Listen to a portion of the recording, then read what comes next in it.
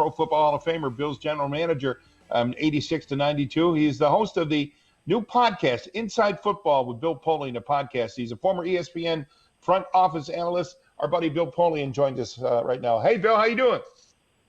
Good, Murph. How are you? Good. I'm here with Steve Tasker, and we're both excited about talking to you today. We hope everything's going well with you and your family. Hey, Bill. Yeah, everything's fine. Hi, Stevie. How you doing? Everything's doing good. great. Fine, Thanks for coming on with us. We're having you on. One of the reasons we've got you on is because you're once again. I thought you retired, man. Now you're going back to work and doing a podcast. Good for you. Well, yeah, I did. And then some guys that I've worked with previously said to me, why don't we do this podcast? And I said, well, all right, I'll try it. And it turns out to be fun and hopefully be a project that be interesting to fans, and we can supply some inside information on how the sausage is made in the NFL and talk about issues that crop up in some depth that's harder to do when you're in a different format. So thus far it's been fun, and I'm looking forward to it. Podcast is Inside Football with Bill Polian, available on iTunes and any of the other places that you download a podcast. I was saying to Steve, Bill, in our first hour, we were talking about this.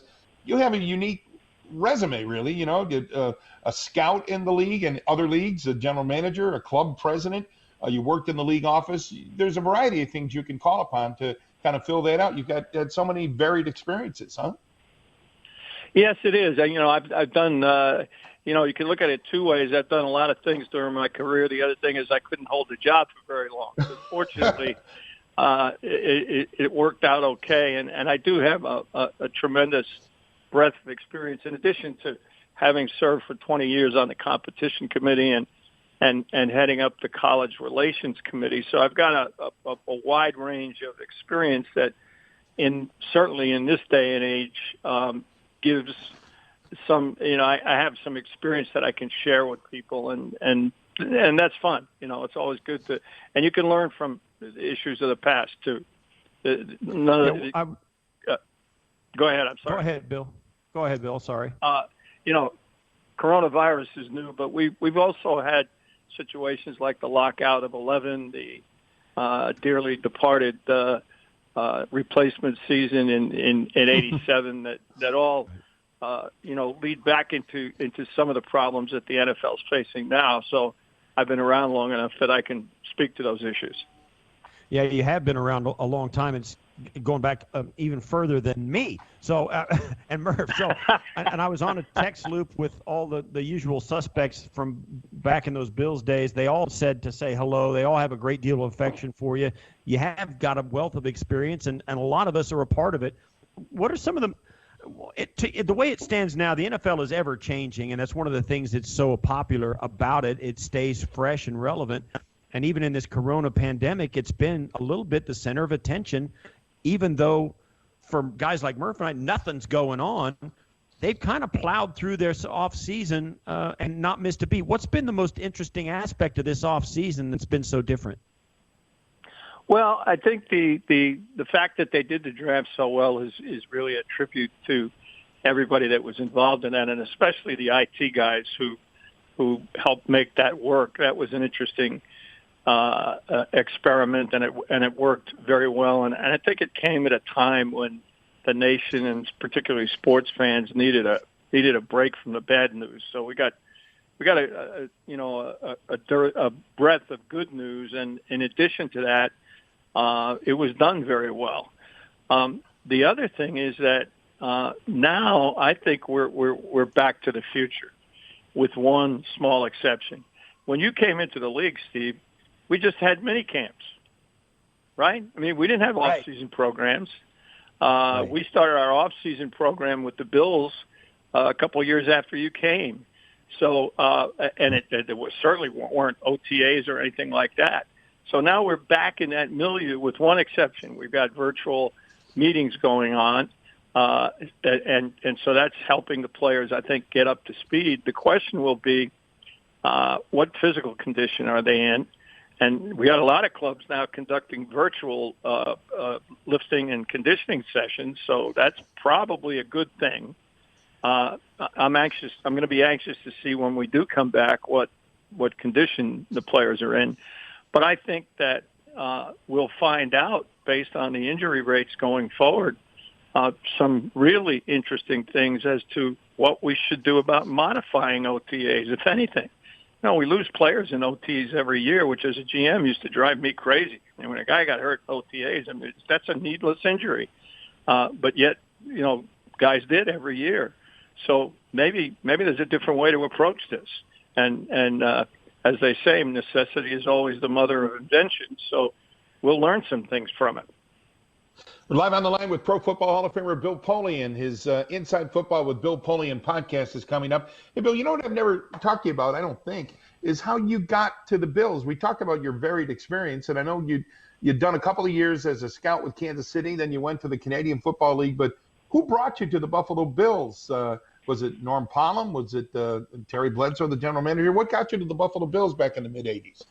It was a combination of things. It was Norm Polian and Don Lawrence, who was a defensive coordinator. And I'm a little vague on some of the details, to be honest with you. The Bills had just hired, probably the previous spring. I came in the fall of '84. In the previous spring, they had hired a pro personnel director, the first person they'd ever had to specialize in pro personnel.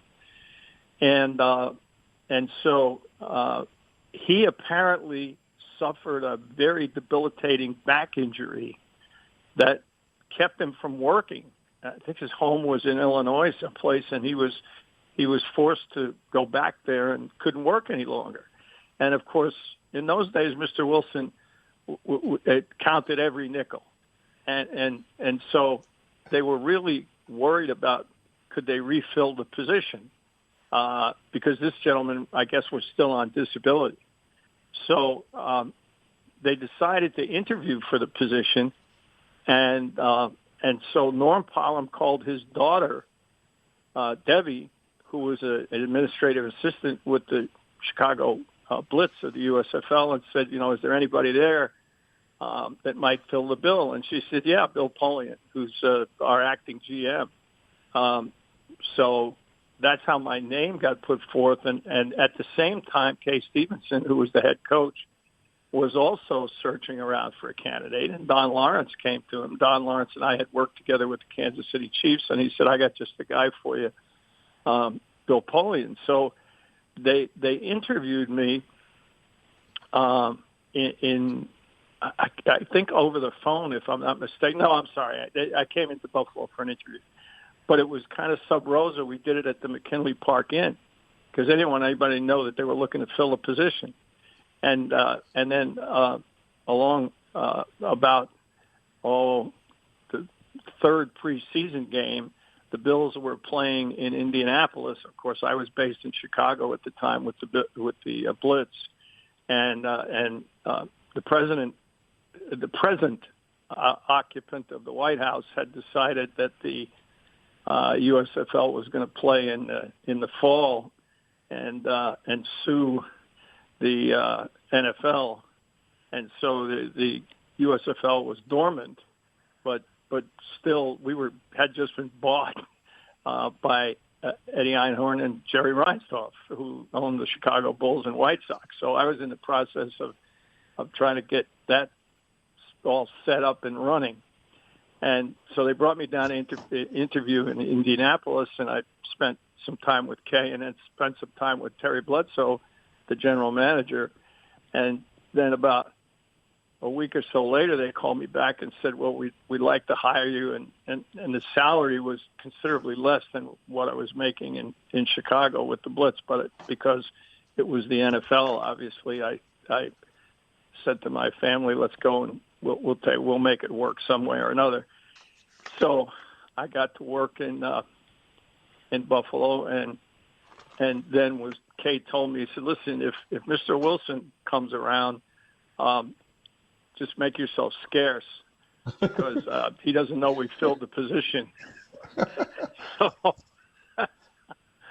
it's amazing. You know what it strikes me also about that story is your ascension to power in Buffalo. I mean, within 2 years, you're hiring a head coach who happened to be a guy you worked with in Kansas City, and what do you know, 25 years later, you're both in the Hall of Fame. It's a pretty amazing story.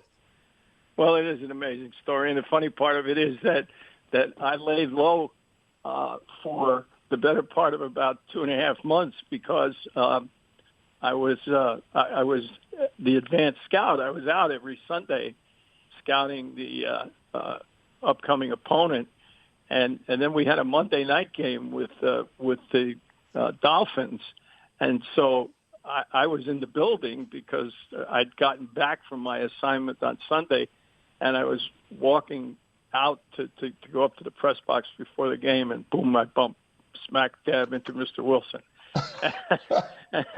I didn't know what to say. So I introduced myself, and he said, "I know who you are." He said, Pat McGroder told me he'd been hired. So he said, "I'm not mad at you." So that was the start of a beautiful friendship. Well, yeah, it went on from there, and not only that, you're one of the few guys. Your experience is so vast. You were obviously the executive of the year with the Buffalo Bills. You spent a year in the league office, then you went to Carolina and you built that franchise. What was the difference? And I know that you were kind of part of the crew that outlined the new rules for expansion franchises when Carolina and Jacksonville came in the league, and then. I got to call you on it. You benefited from those rules because 2 years after you started the Carolina franchise, you were in the NFC Championship game. Tell us about how important you thought it was to give those franchises a good start compared to the way it was beforehand when it took years and years for Tampa Bay to become relevant. Yeah, that's right. Commissioner Tagliabue and the owners believed that it was going to be really important for those teams to become reasonably competitive early. And in Carolina, it was even more important because we had to sell PSLs. We were the first team to have PSLs, and it was the only way to fund the stadium.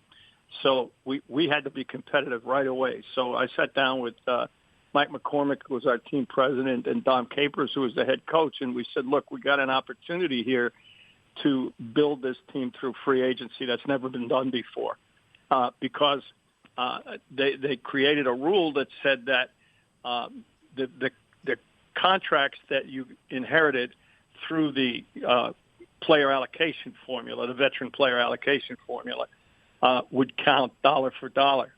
And then the rest was free to be spent under the salary cap, however you wish to spend it. I was part of the group that had negotiated and created the salary cap, so I knew what the ins and outs were.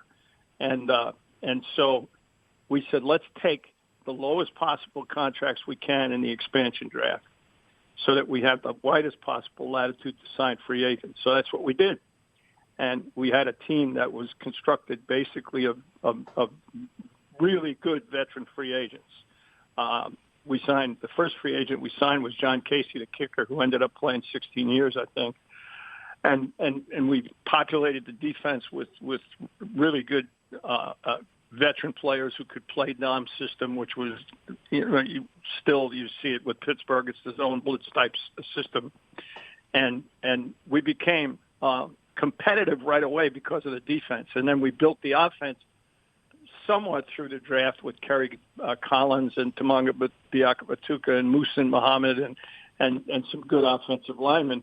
But we added Wesley Walls the following year from the New Orleans Saints as a free agent who really put us over the top. And so the second year, we went to the NFC Championship game and lost to Green Bay, who was the eventual Super Bowl winner in Green Bay. But there was a flaw in the plan, which we knew. Many of the players that we got were on the backside of their careers. Sam Mills is a prime example. And as a result, the team was going to have to be rebuilt through the draft. And management ownership never quite got that. They wanted to continue that policy, but you can't continually populate your team with free agents because sooner or later you're going to run out of cap money, and that's exactly what happened. With Bill Polian, Pro Football Hall of Famer, his Inside Football with Bill Polian podcast is coming up. Hey, Bill, you mentioned your brief stint with the NFL, and you worked under Paul Tagliabue, who some people think it's overdue that he is finally now getting into the Pro Football Hall of Fame. Tell me about Paul Tagliabue and your thoughts on his Hall of Fame credentials. Why does he belong in the Hall? Well, he is long overdue. All of the tremendous prosperity that the NFL has now, television ratings, record revenues, all of the ascension as without question the number one sport in America. All of that is due to Paul Tagliabue. When he became commissioner, we were at war with the Players Association. We had a disastrous replacement season in 1987. We had people in power in the NFL who were trying to break the players' union. And Paul saw that as a prescription for failure.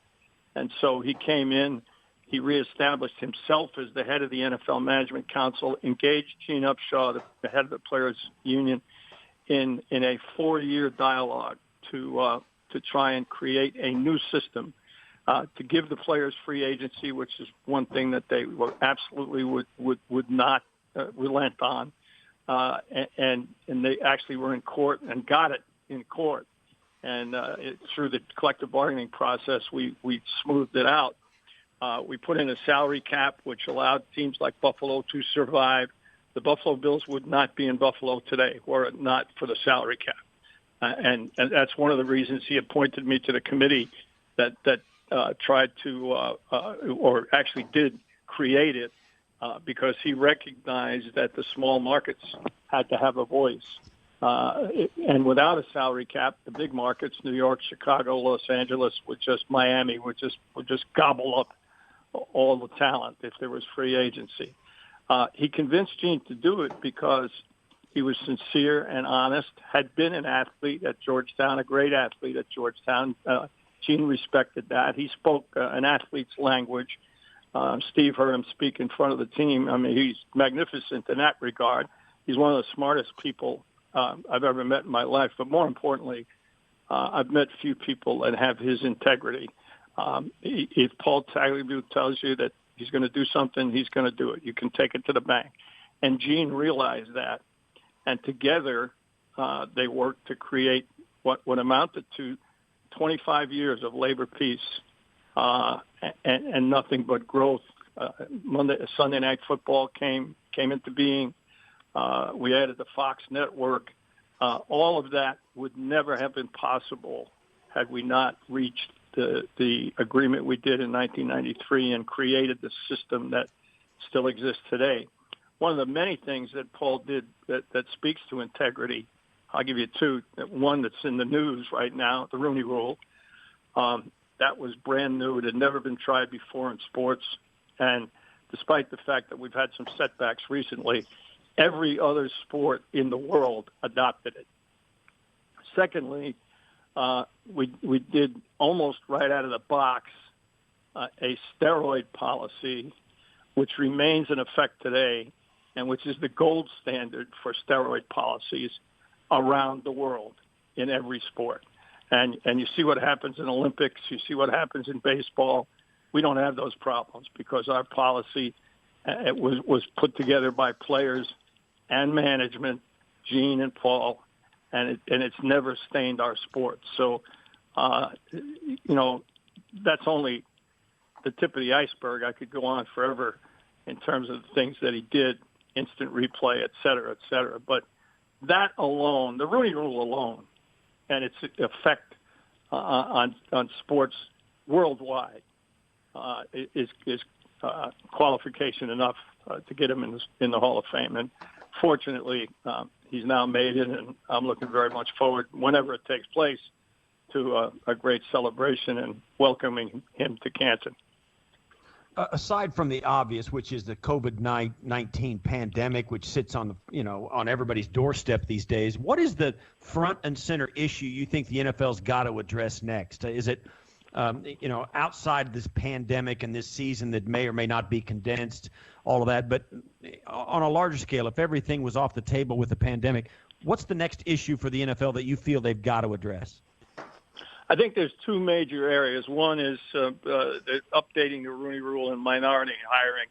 We're essentially way behind the times and behind the eight ball in hiring minority head coaches, and our record has gone downhill in the last 3 years, and we need to improve that. And I'm still serving on a committee that tries to help that forward, and I think we'll make some progress there. And that's true of all places. It's true of scouting. It's true of management positions. We got to do a better job in terms of bringing diversity to the fore in the National Football League. And then the other thing is that we need to use technology and all of the resources that it brings that we've seen during this COVID time to injuries. We've got to do a better job of diagnosing, of preventing injuries. And I think with the use of technology and big data, we can do it. And that will do more to help players and help the quality of the game than anything, because, the longer you can play, the longer you can make good money. And whenever we have our best players on the field, we put out a tremendous product that people absolutely love. So that doing that makes sense for players and for fans and for coaches alike. So that to me would be project one. If I were a GM, I'd want to get moving on injury prevention, injury diagnosis and prevention quickly. We led the league with Rusty Jones and our strength and conditioning program, and the way Marv got our teams ready to play. And part of our success, the reason we went to 4 straight Super Bowls, was because we managed that so well. We need to bring that approach and even more science to it on a league-wide basis. Bill Polian is host of the Inside Football with Bill Polian podcast. And Bill, I understand that the first edition of your podcast deals with one of the most meaningful decisions you had to make when you were with the Colts, Brian Lee for Peyton Manning. What can you tell us about that? Well, thank God we picked the right guy, number one. Yes, no question about that. Yeah. I often said I'd been parking cars outside Lucas Oil Stadium if we made the wrong choice. But I think people will be interested in the process. How we started out at ground zero with basically a 50-50 split on the scouting staff, 50% Peyton, 50% Ryan, and then went forward to try and arrive at the correct decision. So that the podcast takes the listener through all of that process and explains some of the things that people, I don't think, really see about how scouting a player and making that decision is done. Because what you, to be very basic about it, when you're watching or listening to radio and television, you're seeing the analysts rank the players 1 through 336. That's just the opposite of how we actually do it in the league. We rank them by round and by position, both horizontally and vertically. And so it's a much more nuanced process than you're led to believe in television. People do not rocket up and down the draft boards as you frequently hear during draft time. There are no there are late risers, but they don't rocket up and down the boards, and they don't come from nowhere. Actually, the most accurate board, and we tested this in Indianapolis with about 25 years of data, is the one that the scouts put up in December when the college season ends. What are the way the league is structured now? And you built the Bills team of the '90s that went to 4 straight Super Bowls and had at least a little bit of sustained success. And now we've seen New England with Tom Brady and Bill Belichick have 20 years of sustained success. And you've seen now in Buffalo, I don't know if you've been paying attention, and I know you have, that Sean McDermott and Brandon Beane have started to build something they think they can continue to be successful with down the road. How difficult is it? Why are not more teams able to sustain longevity, long-term success, like the Patriots and like those old 90s Bills teams, like even the Dallas Cowboys teams of the 90s as well, teams that did it from the ground up and then kept it going for quite some time. Why is it so hard? Well, the Patriots and ourselves in Indianapolis were, and the Steelers to a large extent, are the exceptions. And the reason is because we had a distinct, I'm meaning those three franchises, had a distinct philosophy of how to do things and a detailed roadmap in terms of how to carry out that philosophy. Most teams in the NFL jump around from pillar to post. We hired a disciplinary coach, a hard-nosed guy. Next time we're going to hire a player's coach. These are the hot assistants that are out there. Let's hire one of those guys. Let's win the press conference. That's exactly the wrong way to approach it. And taking nothing away from the Patriots, I've said for years that Bill Belichick is in a class by himself in preparing his team and coaching the game on Sunday and doing all the things that it takes to build a winning franchise. But for many of those 20 years, actually until with a brief run by the Jets for a couple of years, and then now with Buffalo, with Sean and Brandon ascending, they really haven't had anybody to challenge him. So that if you can win the division, you know, you're in pretty good shape playoff-wise. Taking nothing away from them, that's part of it. We were in the very same boat in Indianapolis in the early years. Once we got good, Houston never really challenged us. Only Tennessee did. So it was Jacksonville for a while, but we had a pretty good lock on the division. And when you can do that, that really helps. Really helps you get into the playoffs and get positioning in the playoffs, which is important. Seeding. Having said that, let's look at the Bills today. They're built with a very solid philosophical core. One, they're going to play great defense. Very important in any division, but much more important in the division the Bills are in than many of the others. Secondly, they're going to be really good taking care of the football.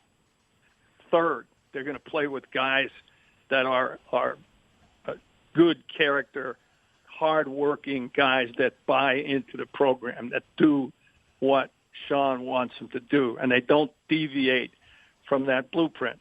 Sound familiar? It's exactly what we did in the good old days. So they're following the same blueprint. There's some X's and O's difference with the defense and with some of what they're doing on offense.